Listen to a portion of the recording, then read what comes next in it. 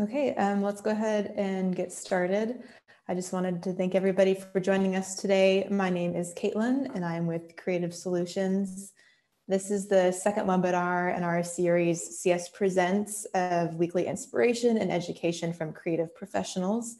Today, we'll be talking with Nancy Schreiber and the Women's Weekend Film Challenge about networking and overcoming difficulties for women in film, among other things. If you could please start sending your questions. We'll get to those at the end of the panel. And if you're on our social media, you can drop a comment and we'll start looking at those too and save them for the end. So today, Nancy will be our moderator. Nancy Schreiber, ASC, was the 4th female ASC film member and the first woman honored with the ASC President's Award for her contribution to the art of cinematography and service to our industry. She paved the way for the first female gaffer in New York's NABET Local 15. As director of photography, Schreiber has earned both Emmy and Independent Spirit Award nominations and was named one of Variety's 10 cinematographers to watch.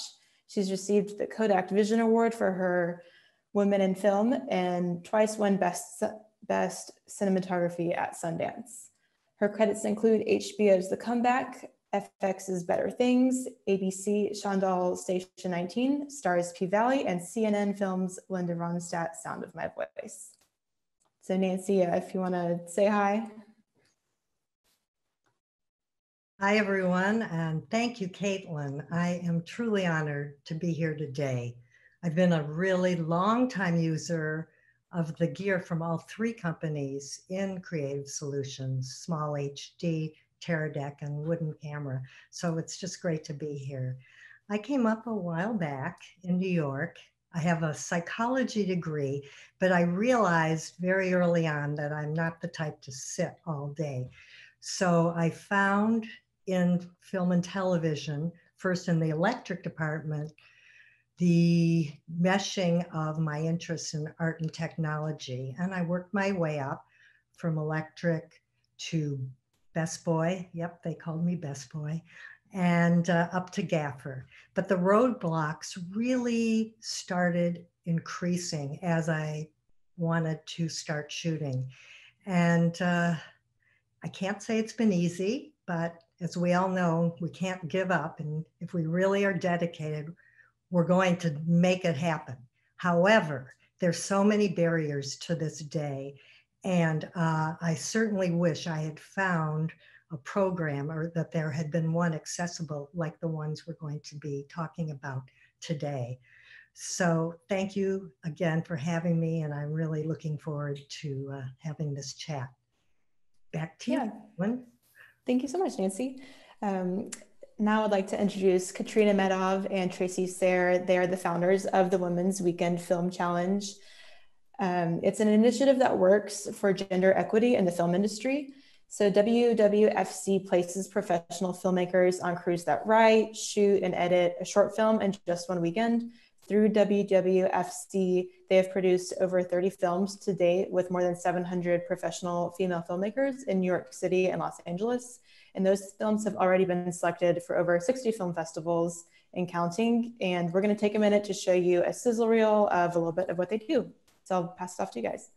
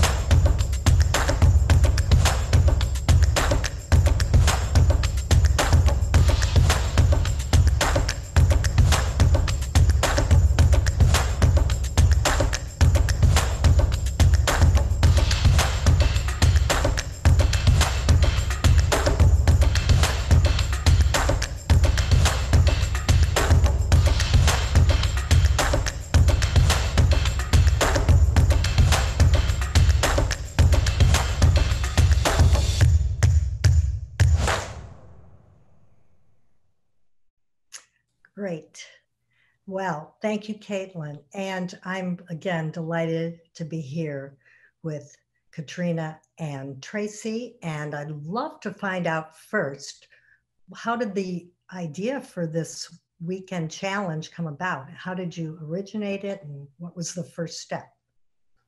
Well, thank you so much for having us here, Creative Solutions and Caitlin and Nancy. We're really excited to be here. So Tracy and I were both working in the independent film industry 2.5 years ago. I was working as an actor, writer, and producer, and Tracy was working as a screenwriter and producer. And we just knew so many women who were really talented, who just weren't reaching that same level that their male peers were reaching in the film industry, and they all wanted to be working more and they all deserved to be working more. And I realized that I was getting all of my work from people that I had worked with before. And so I had this idea one day, and I put in November 2017, I put this idea on a female filmmakers Facebook group to gauge interest in doing a film challenge being placed on a crew where everyone on set was a woman, to complete a film in one weekend. And then I saw this post and 300 women responded in 10 hours. And the comments were all like, I've been in the business for 10 years and I've never worked with a female director. Or someone was saying, oh, I would love to meet a female cinematographer. So I was reading all this and I was like, wow, people are really hungry for this opportunity. And I was already friends with Katrina and I called her up and asked if I could help her out because I had a lot of background in organizing events. And fortunately, she said yes. And we spent about 2 months putting together this first film challenge. It was all during the Christmas, New Year's break. And we were just calling each other up every night and at like 2 a.m, like, oh, what if we do this? What if we do that? But Katrina, do you have more to say on that? Yeah, I mean, the first challenge, we put it together really quickly because we wanted to really capitalize on that excitement that was happening then. And at this point, we had our name, Women's Weekend Film Challenge. We didn't have a website at that point. We didn't have an official email address. We didn't have social media accounts. And it was, that first challenge was scrappy. We were placing teams together based on, if a cinematographer doesn't have a camera and this director does, we would put them on a team together. And now since we've grown, we gained enough track record that we're able to provide full equipment packages to all the teams, production insurance, location permits, stipends to submit to film festivals, small production stipends, etc. So yeah, that first challenge, we were really getting out the door and then we've just grown from there.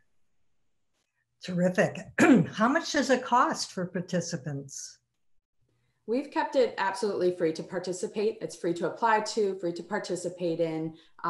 People can give up to, I think, $30 towards food or any kind of miscellaneous expenses if they have the funds, but they're not required to do that. We found that this is the most important part of equaling the playing field and removing all those financial barriers that women disproportionately face in the industry. So did you have help setting up this first challenge? No, we had no help. It was just Katrina and I figuring things out, trying to plan for the future, trying to figure out any kind of potential problems or issues. And we were so lucky with the first challenge. Everyone was just so gung-ho and amazingly, there were no problems. And then after that first challenge, we got surveys from everyone and they kept saying we needed production insurance. And that was something we had never even considered. And so getting that feedback, we spent the next few months fundraising money to get the production insurance. And then to fundraise money, you also need to have a fiscal sponsor so that you can get so that people can get tax deductions when they give donations. You need a bank account. Therefore, you need an LLC in order to receive the donations from the fiscal sponsor. So there were all these, just to provide this one thing that people were asking for in the surveys, took months to actually implement it and handle all the snowballing tasks that were involved with that. Oh my goodness. Well, let's back up to the first challenge. How does the weekend look? I mean, how many days, when do they start? How does it all start? So the weekend in the first challenge looks pretty much the same as the weekend does now.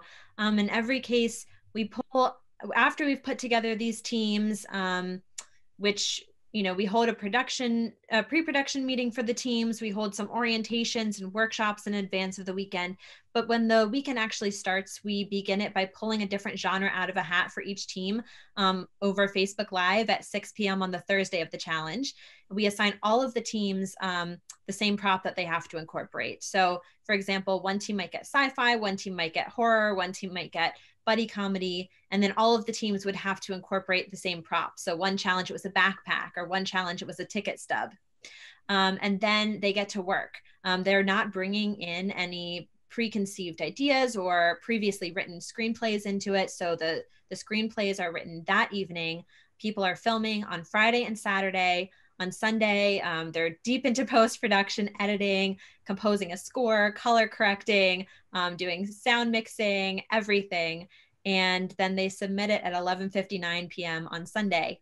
And then about a week or two later, we have a screening where we premiere the films for the participants, for people in the industry, for their friends and family, everything, and have an after party where they can network.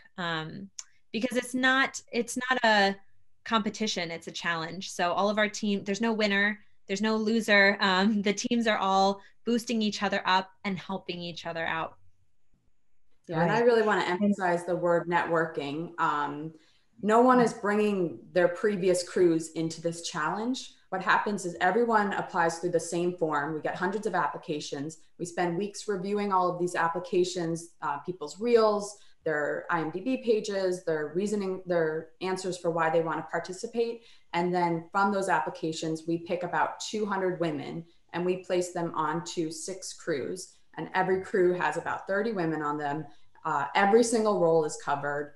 And when someone is placed on one of our crews, they're meeting 30 brand new people that they've never worked with before. And the most important part of that is that you need to expand your network in order to get new jobs. If you're only staying with the same network with every job you do, you're limited to those resources. But when you join our program, you're expanding exponentially. Wow. Okay. So then the third challenge was about to happen. So you've got your LLC, your insurance. What happened before the third challenge? So the biggest change that we added in our third challenge was by then we had enough of a proven track record that we were able to bring on equipment sponsors. So we were providing everything, thanks to our sponsors, from camera to lenses to camera accessories to G&E gear to sound equipment, expendables, everything. And that was the biggest difference when you got into our third challenge. And again, it's it wasn't like it was a competition before, so no team was at a quote unquote disadvantage by having, different equipment than another team. But back then it was all based on what people already had. And this way it was a way to elevate people's reels, because now they're working with better equipment that they can afford to own, or different equipment than they've worked with in the past, which means that expands their resume. And so everyone came out with it with an even better, final product that they could put on their websites and in their reels and stuff. Katrina, do you want to mention what you had seen in a documentary and why it was so important to get this gear? Yeah, in the Half the Picture documentary by Amy Adrian, one director was talking about when she was looking at reels by male cinematographers versus female cinematographers, she tended to find that the production value of the men's reels was better, and she was really wondering why. And then she was discovering that the women's reels, these women were like being really scrappy and working with whatever they had and making it work and coming up with something fantastic for what they had, but they just didn't have the same resources. They weren't being hired on such big budget films that they had what they needed to really show, have a reel that showed off what their talents actually were. And you sure needed to have this organization to move forward in our industry. So can you relate any successes, women who have come out of the programs with work generated, or, certainly the networking is so important? Yeah, every day we get messages from people that have gotten jobs through the connections that they built through our challenges. One assistant camera operator said that the DP that we had placed her with helped her get a job and coached her on what rate to charge. And that ended up tripling her day rate, which gave her economic stability, which is our goal. We had another director who met a cinematographer on her during the challenge, and that's the only cinematographer she works with now. And they've done several projects through after meeting on our film challenge. We've then also the personal relationships that have formed. We heard the story of one, I think it was the associate producer ended up having Thanksgiving dinner with her, the producer that we placed them together. So people are really becoming friends, and we hear all these stories about successes. That's incredible. So you've got the scripts being written on a Thursday, probably all night. But before that, is there any orientation? And what happens so that people are up to speed for these very intense 4 days, 3.5 really? So we have a lot of things leading up to the actual challenge. Once we are putting the teams together, we interview everyone that we're considering for the role of team leader. And that's kind of the producer position that we put on each team. That's our liaison between us and the teams. And we interview those people. We give them like a 40-page handbook that gives them everything they need to know. And we do an orientation with them so that each team is in really good hands. And then once we are a little bit closer to the challenge, we host a pre-production meeting for all of the crews.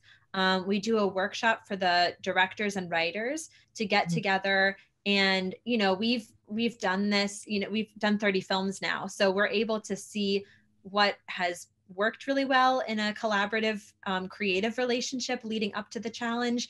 I mean, it's a crazy intense experience to write a script in one night. And so we're able to kind of guide people on best practices for that. And then we've had workshops with the equipment that we're working with. So we try to provide as many resources as we can leading up to the challenge so that people have the best experience that they could possibly have and get the most out of it that they can. Great. I know from experience how difficult it is to find locations. How is this even possible when you don't have resources, and some areas want film permitting? How is that handled, and from the beginning to now? Well, we just had our launch in LA back in February. And so that was our first time dealing with location permits. And we worked with Film LA and explained what we were doing. And they really wanted to help us. So they ended up greatly discounting the price that it would cost normally for each of our permits. And then also the great thing is when we're placing people on a crew and they have 30 new people that they're working with, they also have the resources of those 30 people that they've never had access to before. So you might be used to always filming in your backyard, but now you're meeting someone who has a restaurant that they love working at that they can get access to. And so every crew, before they start filming, they make a list of every location that they have access to. And then they start narrowing it down.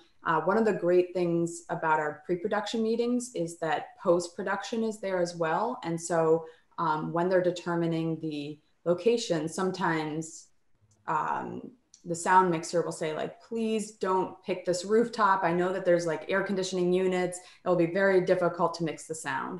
And so people are able to pick out the locations based on everyone's input.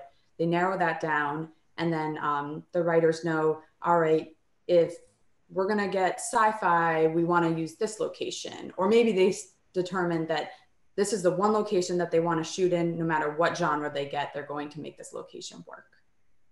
Great. Are you finding in your applicants any areas that are underserved even more? Are you finding difficulties finding women and other gender-based or gender fluid people to be on your crews? So we should first say that we are able to fill all of our crews were able to find women for these roles. So whenever people are saying that they don't want to hire a woman because they can't find them, they haven't looked very hard at all. Because we're able to have women on a bunch of different sets all at once on one weekend. That being said, traditionally, there are far fewer women who apply in sound, for example. We've spent a lot of time really building up our contacts in that respect. And then even harder than that has been in G&E. It's been hard to really connect with enough key grips and gaffers and all that. So we really spend a lot of time doing that outreach to try to boost up our network of those people. And I mean, having those networks has really helped too. One of our advisory board members is a showrunner for a major Netflix series. And when she was looking for a female gaffer for a job that she was hiring for, she reached out to us, and we were able to get one of our past participants hired by this showrunner. And so it's, people know now that they can come to us if they are looking for these positions, which has definitely been helpful to get women up the pipeline. We visit all of the crews, and one time I overheard, I think she was a, I think she was an actress, and she was saying that she wants to start learning how to be a boom op or no, it was a grip. She wanted to start learning how to be a grip because she sees like, that's a great way to get hired. And it was her first time seeing a grip in action, a woman who was doing that. And she was like, oh, maybe I could do that. So just seeing those roles filled by women really inspire everyone. Yeah, we tend to get like so many applications for directors, for writers, for actors, for producers. We've gotten so many applications for those, so many amazing women for those roles. But the funny thing is, like, the more technical roles are the ones that have even probably the biggest benefit of participating, because people are, you know, looking to have in this day and age to have 50-50 equal sets. And they want to hire more women in these roles. And so once they have met and worked with a woman on our set and they know it's someone they can depend on and trust because they've been in the trenches with them, then they will hire them forever and ever. Great. You mentioned advisory boards. So from the beginnings, when it was the two of you working over Christmas, I think, Tracy, you might have been pregnant at that time. I don't know if you want to talk about that, because this is a women's issue, but can you tell how you've expanded and how are you getting help going through all these applications? Yeah, we've expanded quite a bit. It's still Katrina and I as the main organizers. We have our toes in everything. At the beginning, it was just the two of us. For 2 years, we were just volunteering our time and all of our energy towards this because we really wanted it to be as strong as possible. Now that we get so many applications, we started inviting veteran filmmakers to help us review those applications. So we have a casting director reviewing all of the actors' reels with us. We have cinematographers reviewing the DP applications. We have directors looking at the directors' reels. So that really helps us narrow down that work. We've developed an advisory board that helps us see the bigger picture and ask us questions that we wouldn't ask ourselves normally. We've developed a monthly inner circle meeting where we get past participants. We get about 20 or 30 of them coming each month and just helping spread the word, brainstorm ideas, that kind of thing. It's also networking for them. It's really, we've seen that people, even though this is a weekend long thing, they want to be involved year round. And so we're constantly trying to provide engagement for our community. And then we also have an amazing social media consultant, expert on board that joined right before LA, Makana, who is a godsend. Good, and we'll post all the social media links later. I'm wondering about post, because all of the editing, I mean, where's the facility? I mean, color grading and then delivering, how is that handled? Has that changed? So that's one of our main goals for our next challenge, is really we would love to have a place, because right now, to back it up, right now what happens is that everyone's really working in their own space, their own, laptops and software and everything for the editing process. And what we would really like is to have some sort of hub where we can have all 6 or 7 teams at once editing around in the same location, so that Tracy and I can really be on hand to ask, answer any questions that come up during that process, and have it be an even more kind of collaborative experience. So we're working to add more resources for that end, but it's definitely a huge feat for all of our editors, assistant editors, composers, sound mixers, colorists, to put something so fantastic together so quickly. Well, it's interesting you could mention this. I have a show on Shondaland ABC tonight, and everything is now remote and at home. So you were already doing that. Let's hope that the world does open, and we'll talk about what you're doing during the pandemic in a minute. So the film festivals, I can't believe how many you've gotten into. Can you explain, were there any hurdles? Yeah, we realized early on that getting into festivals was a great way to expand the platform, build up the platforms of all of our filmmakers. And so we started a workshop series to help our filmmakers get into these festivals. We also fundraised money from corporate sponsors to provide stipends to submit to these festivals. It's very expensive, and it's a numbers game. So if you want to get into one festival, sometimes you have to submit to 10 festivals, and that could be $500 depending on the fees. So we really want to remove those financial barriers to submitting to festivals. So that's the stipends. The workshop that we provide really helps people come up with a strategy for submitting to use their money wisely. Also, we give them a lot of tips on how to get into these festivals, and also the relationships that we've built with the festivals that we've gotten into already has really helped us get into those festivals again with each new round of films that we're making. That's terrific. Do you want to talk a little bit about what's going on now with the pandemic, and how are you providing online support?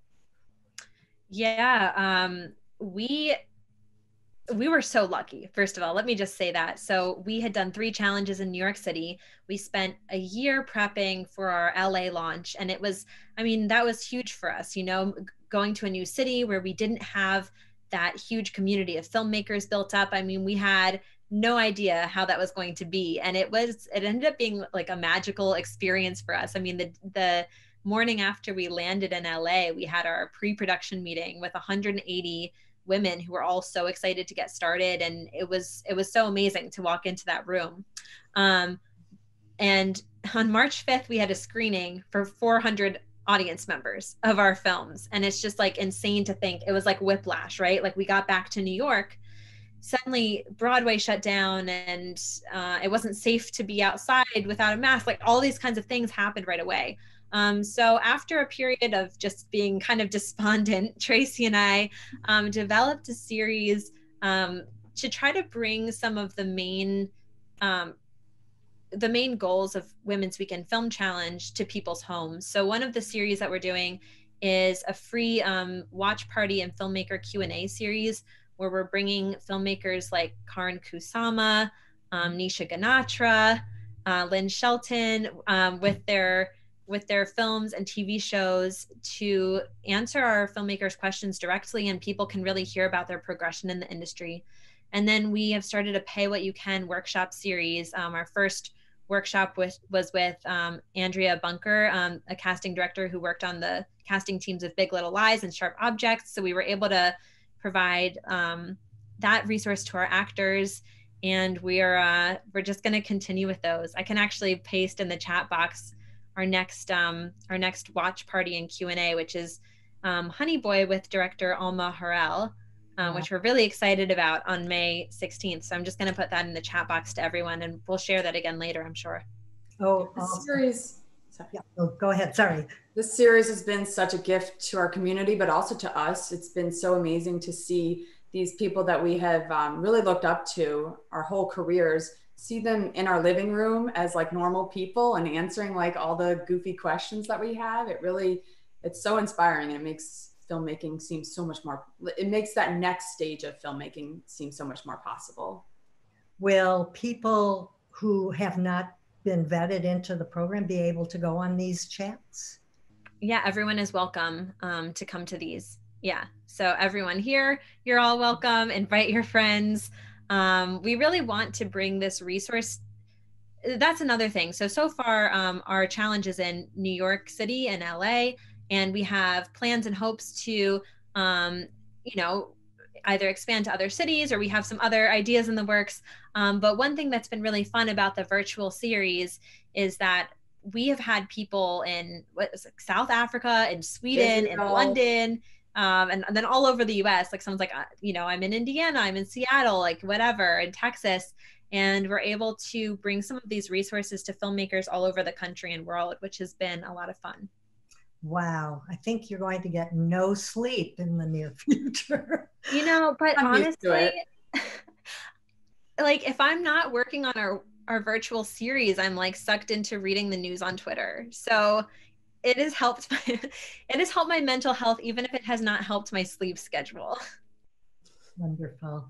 I see we have so many questions in the chat room and we have less than half an hour. I'm wondering, is there anything before we open up to some questions? Anything else that we've left out? You're still getting along, I guess, this partnership? We still get along. We have our video chat going all day long pretty much. And I'll just sit my baby in front of the computer and have Katrina babysit her while I go to the bathroom. So great. Anything else, Katrina, you can think of? Yeah, we can definitely go to some audience questions. Yeah. Okay. Yeah. I'll go ahead and kick off some audience questions related to the organization. There's a lot of questions about location, if it's limited to New York and LA, if it's coming to other cities like Atlanta or Toronto, or how people can help bring it to their cities if it's not already. So we do have hopes and plans to expand to other cities. And if you do want to be notified about that, I'm going to drop the link to our mailing list. There's a place where you can check off where you live, either New York, LA, or other cities, which is any other city but New York or LA right now. And we will definitely notify you if and when we come to your city. We've gotten requests from people from a lot of places, and we want to make sure that if and when we expand to different cities, we're able to make it the best it can possibly be. And we really, for the New York and LA challenges, we're really looking for people who are local to those cities, because one of our two main goals is that intensive networking and hiring and referring each other afterward.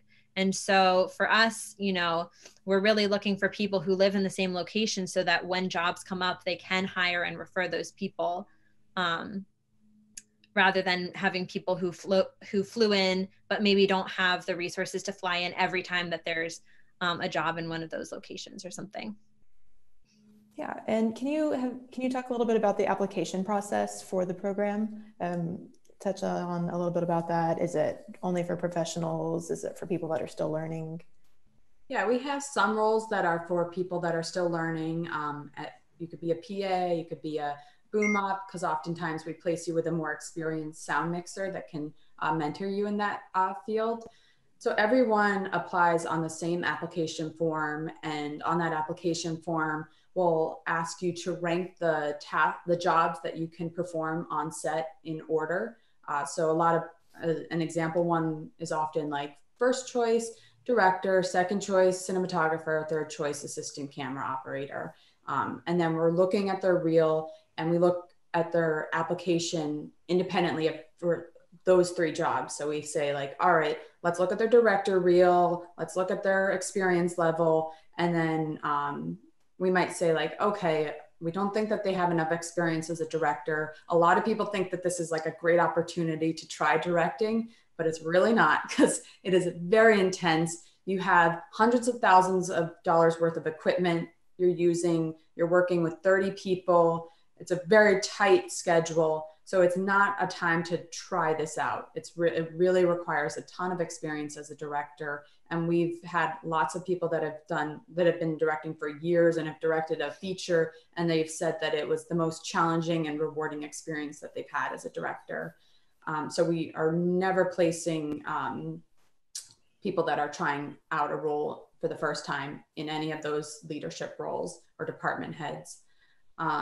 So yeah, on the application, you submit your reel, you submit your reason for why you want to join this opportunity. You give your website, and yeah, we review it all, and we just try to place. Sometimes we will love your application for one role, but we really need people in another role if that was your second choice, and we'll place you in your second choice, because we find that even if you're on a crew and you're not doing your first choice, you can end up getting hired for your first choice just through the relationships that you're building on set. So we're really trying to get people on those crews if they have experience and if they can fill the roles that we need and they have the right attitude.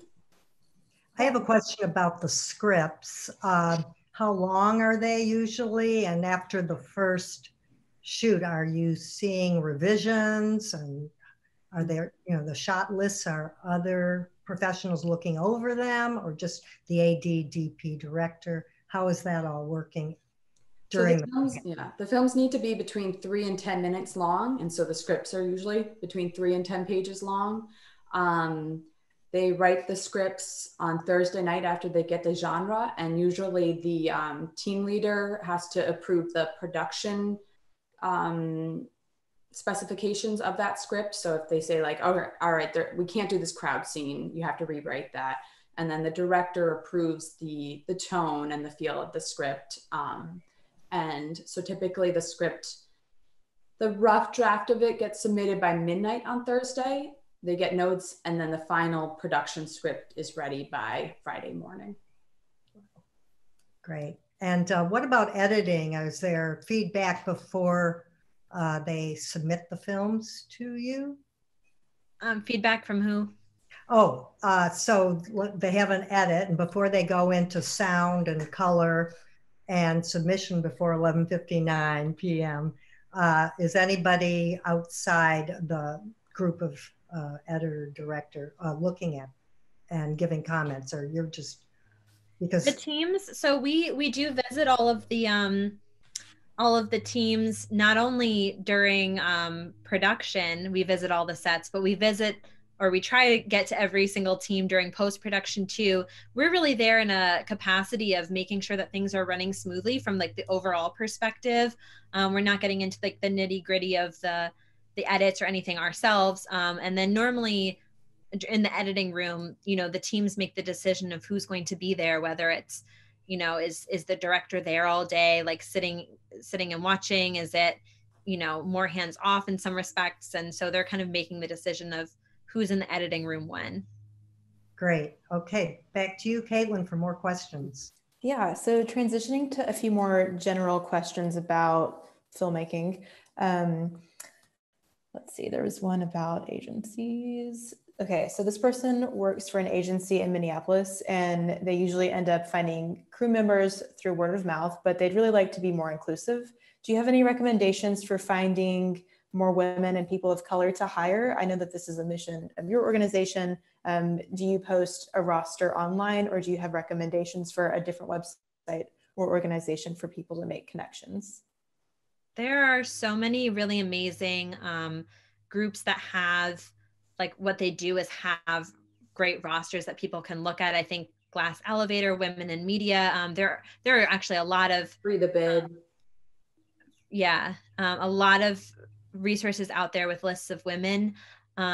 Tracy and I often, when at the beginning, especially, like one of the ways that we were finding women to fill some of the roles was we would go to like Facebook groups, and if we were looking for a woman in sound, we would search sound, and we would see like who was replying, who was like putting themselves up for different gigs, or like we were really looking. But it is harder, I think, if you're not in like a city that's so centered around filmmaking. It might take a little bit more legwork, but I do think it's worth it to spend the time and broaden the pool of people that you're looking from, and making sure that that pool is really diverse, so that that's really how you make sure you get the best person for the job. So another question, how do you instill confidence in a potential employer? Always a big question, no matter who you are, but especially challenging when the people that you're competing with look like your employer, being a man. And so that's more familiar to them on set. So how do you instill confidence in your employer in general? And then perhaps also, what do you guys look for when you're hiring someone, and how do you take a chance on someone that you don't know? Well, we're not hiring any of our filmmakers. We're providing this free networking opportunity. So it's not a hiring experience. The question of how... Just generally speaking. Well, I guess let's talk about what we look for first when we're looking for at people's applications. I mean, we definitely we're looking for their talent and their eye. For directors, we're looking for someone who has a strong vision. We love, like in directors' reels, seeing scenes where we can see how they've worked with actors. Same with editors. You know, we're really looking for reels where we can see how they edit together a scene rather than like just editing something to music or something. I mean, we're looking at like what skills are directly applicable to our film challenge. And we're really looking for people who are bringing the right mindset to it, like who want to use this to expand their network so that they can hire women in the future. People who want to be in a really collaborative process and things like that. It's definitely like hard talking about positioning yourself to employers, because I think getting in each person's head would be so different depending on who they are. But I think presenting yourself, you know, making sure you have all of your materials in order. And I think you also have to just work as much as possible, work with different people so that people can vouch for you. I think it's, as an employer, you have a lot at stake. And so it's hard to, no matter what, like, no matter what your gender is or race or anything, it's hard to take a risk on someone that you don't know and you don't have anyone else you trust vouching for them. So the more times you can work with different networks so that you might have the possibility to have someone who's worked with that employer vouch for you, the better your chances are. I think I had this epiphany moment like years ago when I produced my first short film. I was producing, like, I wrote a screenplay that was like 5 minutes, 2 characters. I acted as one of them. It was all in my apartment. I did it for like $500. It was the first thing I produced, and I just wanted to see if I could. And I brought some friends on board to help, including Tracy.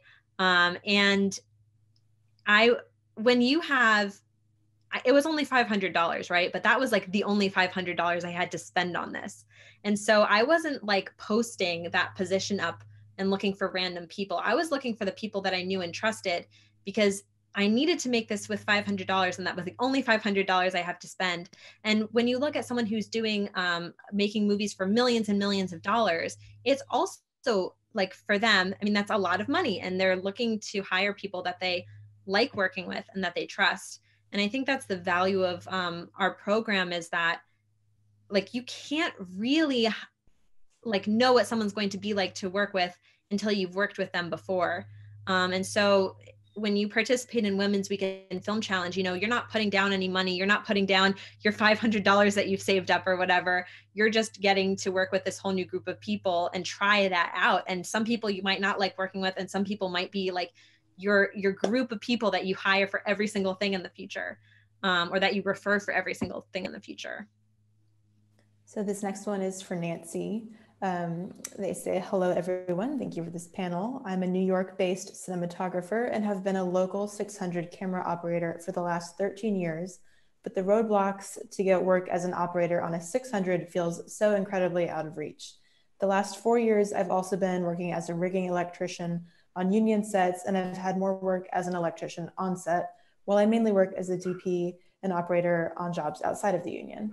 What advice do you have, Nancy, for someone like me who's having so much difficulty getting hired in the union as an operator? Are there mentor programs available to help us get our foot in the door? Because I know so many of us have the experience, but we're just not getting hired.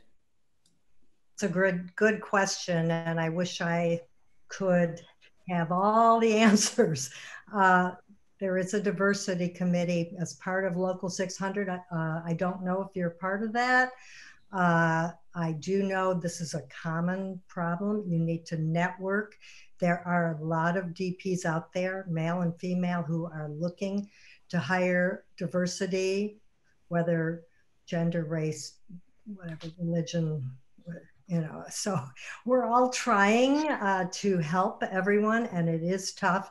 So it's the networking.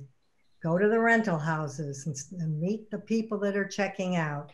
Keep doing your non-union, sorry, Local 600, but as you know, we have to do these projects, and just keep your reel up to date, your website, and just really network the hell out of the world. It's not easy, but especially since time's up in the last 2 years, things are getting better. We'll see what happens now. People have been out of work. We're hoping that the gains do not diminish for women directors, DPs, etc. But I think it's a good time because there's been so much attention. So don't give up, and check out Local 600's diversity program. Wow, just keep doing what you're doing. It will happen. Believe me, I struggled for decades, and I'm still struggling. You know, I'm not getting the $300 million feature from Hollywood, but you know, that's okay. I like what I do. I'm grateful for all the opportunities, and sometimes the camaraderie on smaller projects is so much more gratifying. So hope that answers something. Yeah, so the next question is from a person who says that they often find themselves being the only Black woman on set. So how do we address and acknowledge the added challenges that Black women in particular face, and Black people in general, while at the same time not diminishing the progress and difficulties of white women working, as there still seems to be a gulf in racial privileges and impediments present in film and society? That's a great question. I think diversity never happens by accident and has to happen by design. And so our program, 50% of our participants are women of color, 30% are part of the LGBT community. And so when we're looking at, even before we're looking at applications, we are reaching out to filmmaker groups that specifically are for women of color. So we're ensuring that the applicant pool is diverse. And then when we are filling the positions, we're making sure that all of the crews are diverse as well. One woman told us that it was the first Women in Film event that she had attended where she wasn't the only Black woman there. So it feels like it's working. But yeah, it is a struggle, and you need to find organizations that believe in you and want to lift you up, and also don't be afraid of being the squeaky wheel and pointing out when things are not right and not fair, because people are listening and people want to be better. They might not be doing the right things now, but I think people do want to be better, and they need to know better first. If you could put it out on social that you are looking for other opportunities, you know, I don't know if there are specific groups for women of color. You know, we do have the various Facebook groups for women cinematographers, no matter, you know, what you relate to or in your diversity spectrum. Also, those of you, if there are any people in Atlanta, I just was there 5 months last year working at Tyler Perry Studios. He is so good about hiring diverse crews. So if you're around, send applications his way. It's amazing. And he's trying to open up now and have the crews live at his 200-acre state studio that he bought. We'll see what happens. He could be one of the first to open in the US. But it is a real issue, truly. And it really pains me to see how little progress there's been. But we have to be vocal to help all of our brothers and sisters. I want to expand on what Tracy was saying about the fact that we reach out to a lot of different groups for women of color so that our applicant pool is diverse from the get-go. I was listening to a podcast in preparation for our event with Alma Harrell, and when she was creating Free the Bid, which is now Free the Work, she was noticing that when she was going in for potential jobs in the commercial world, she was the only woman who they were interviewing.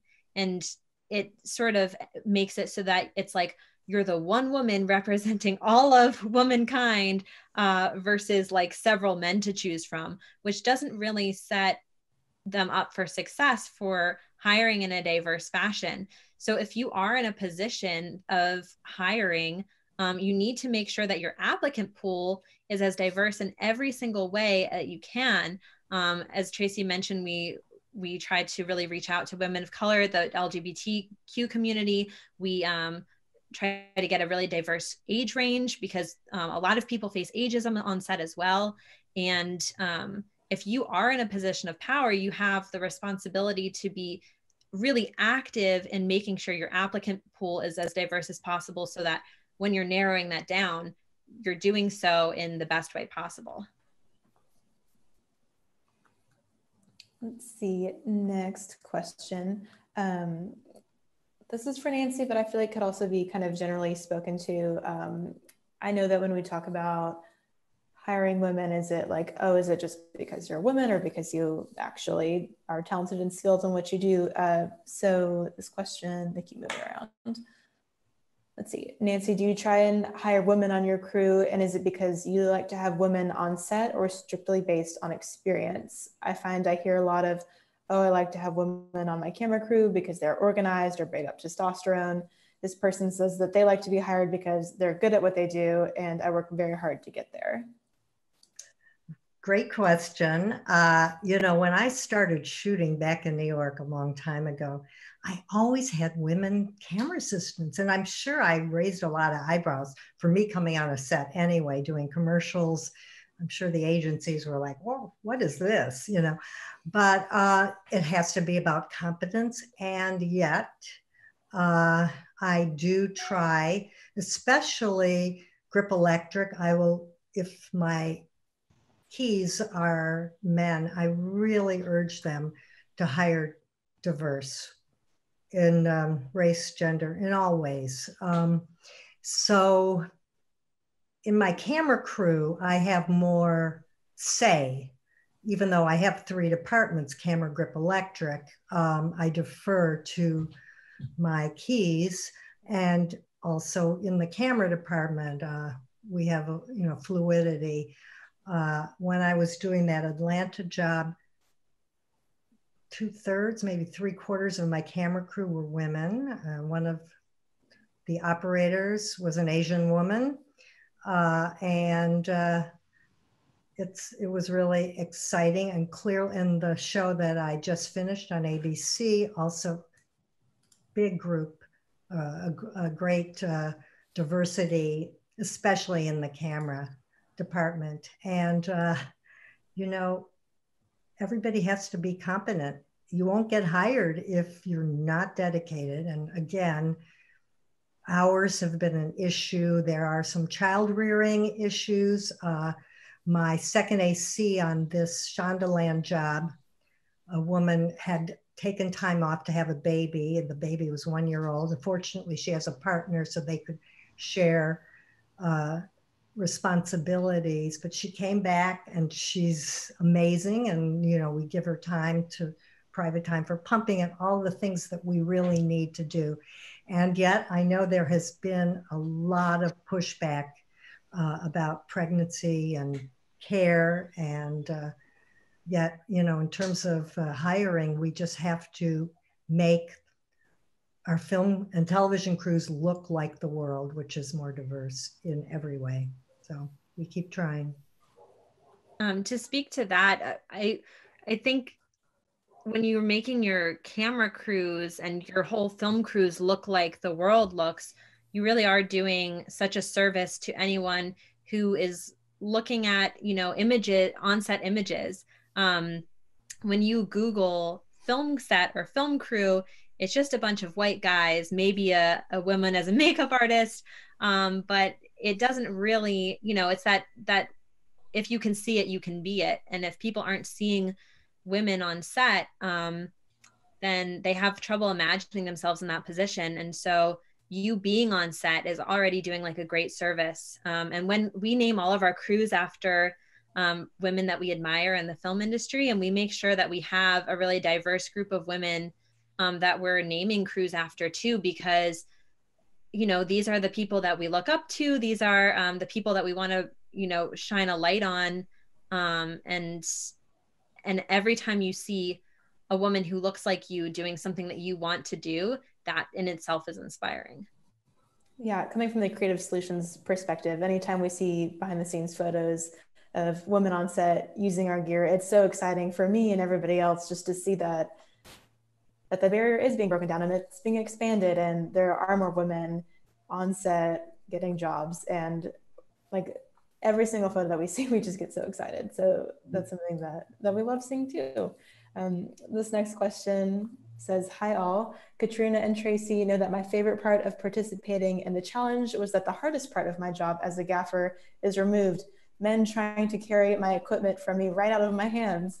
Nancy, do you have any? Erica. Yeah, it's America. They had another name. Nancy, do you have any advice on how to navigate this on other sets? People trying to help you, but they're not really helping you because we're capable of doing things ourselves. When I first tried to get in the union back in the day as an electrician, I remember some of the questions the guys asked me, well, can you carry a 10K and big eye 10K? And I said, well, no men would do that alone either. But like people were asking, how much do you weigh? Ridiculous stuff. You just have to brush it off and with a smile, not hostile, say, thanks, I think I got it. But I appreciate the offer.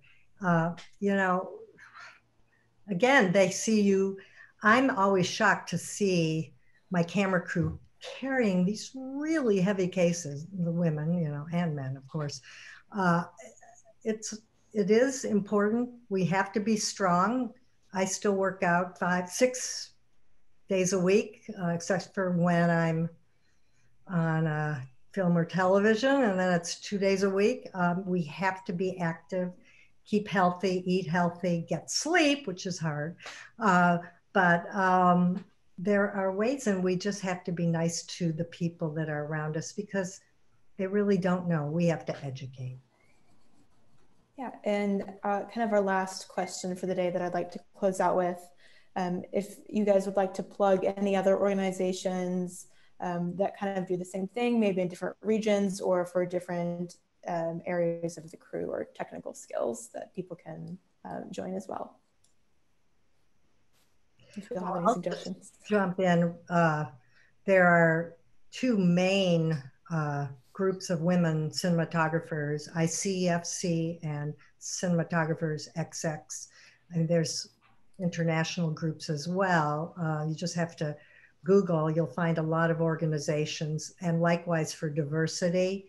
So there is a lot of information online. So much so. I know we all go down the rabbit hole, but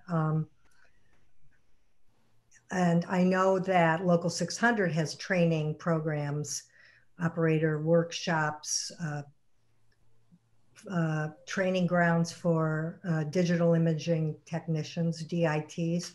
That is an underserved area for women and minorities, and they get a lot of money. I'm just saying. So if you have engineering and you're technical, you should look into that.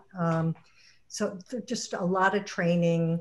I would even go on, I don't know, Wendy,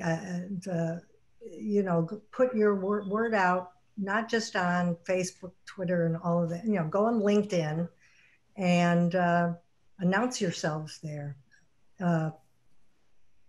a lot of the crews are not really on LinkedIn, and I've been on a bit more because usually it's everybody posting on Facebook and Instagram, whatever, but there are other arenas, and I'll pass it over to our two women. And if you want to be on Facebook, there's a lot of great groups. NYC Women Filmmakers in New York, Moms in Film. I love that one. Katrina, do you have any other suggestions? I was going to post Naomi McDougall Jones, who has a great TED talk about women in film. She compiled a list of resources for women in film. I'm putting the link in the chat box. We're under one of those tabs, but there are a lot of great groups that are doing so much amazing work toward gender parity in the film industry. We're all working together to make a change. Yeah. Well, thank you, Nancy, Katrina, and Tracy, so much for taking the time to talk with us. And thank everyone for attending today's show. If you'd like to connect with our panelists, we've dropped their information in the comment section, and you can reach out to them on social media or via their website. I wanted to plug our upcoming events too. Next week, we'll be talking about shooting and grading multi-camera 4K HDR. And then we also have tips for freelancers for overcoming the downturns in business coming up. If you RSVP'd for this event, we'll send you that info via email. And we also would request that you fill out our feedback and suggestion form that you'll also get in the email. We want to make sure these events are what you want to listen to and what you can learn from. And if you'd like to check out this panel again to rewatch, they'll be on our Facebook accounts. And then you can also check out live at live.cs.inc, and they'll be living out there. So thanks again, everybody, so much for coming. We had a great time today and hope you have a great rest of your day. Thank you so much. Really appreciate Creative Solutions reaching out to all of us, and Tracy, Katrina, what a delight. Can't wait to be around for the next challenge. Awesome. Thanks so much, Creative Solutions and Nancy. This was such a fun way to spend the afternoon. It was great talking to you all. Thank you to everyone for submitting your questions and for your interest in everything. And hi, Barbie and Erica. Yeah, we see a couple of our past participants in the attendee list. Hello, thanks for coming.